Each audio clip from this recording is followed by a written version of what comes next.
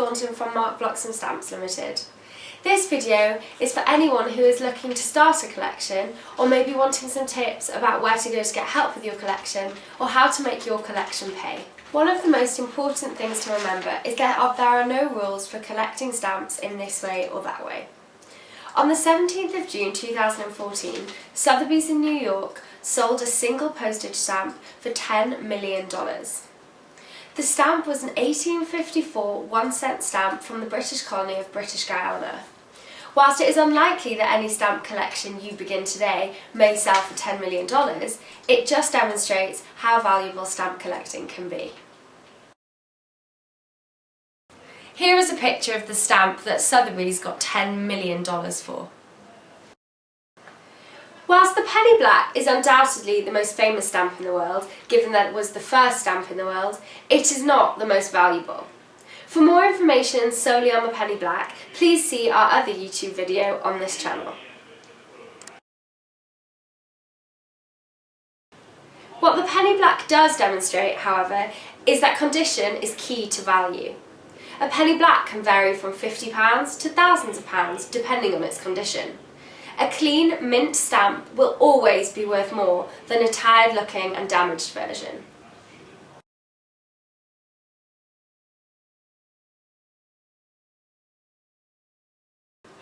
Some people collect the stamps of one particular country. Others collect the stamps of all countries. Some people collect by topical collecting, known as thematic collecting in the UK. But it's entirely up to you how you collect your stamps. A simple way to start your collection would be to buy a mixed assorted bag from a local dealer or charity shop. A bag of unsorted world stamps could contain a couple of thousand for less than 20 quid.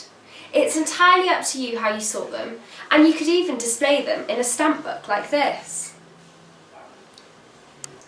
Or you could even buy a ready-made collection of Great British stamps, for example. When collecting your stamps, it is important to note both visible and subtle differences between stamps. Obvious and visible differences, such as the change in colour, a red, blue or a green stamp, are known as face differences, because you can often tell the differences from the face of the stamp. The stamp on the left was issued in 1840, around the same time as the penny black, and it was sold for £30,000. The stamp on the right, however, was issued the following year, and as you can see, it has a white line underneath the word postage and above the word 2p. This stamp was only sold for £5,000, despite the fact that it is in much better condition. These are what can be described as more obvious facial differences in a stamp. More subtle differences are also important in determining the value of your stamp.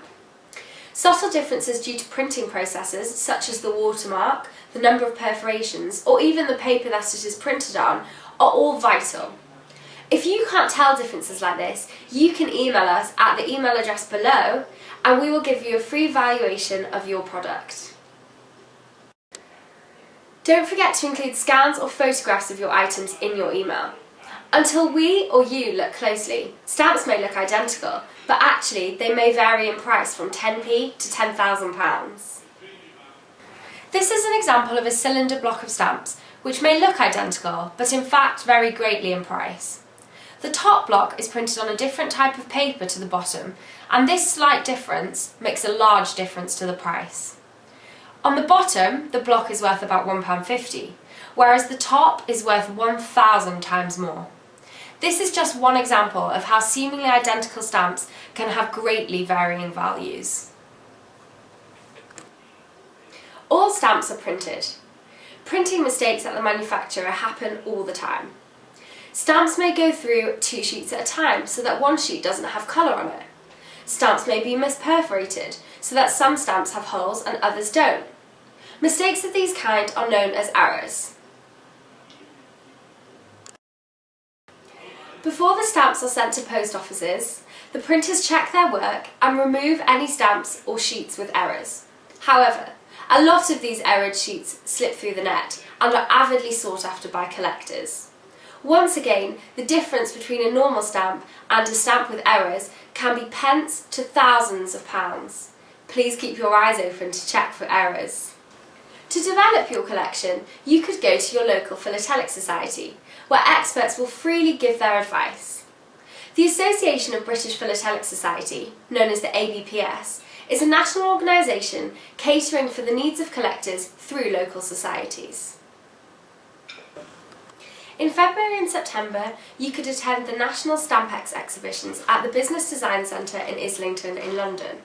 Many dealers, including ourselves, will be there, showing their finest displays on offer.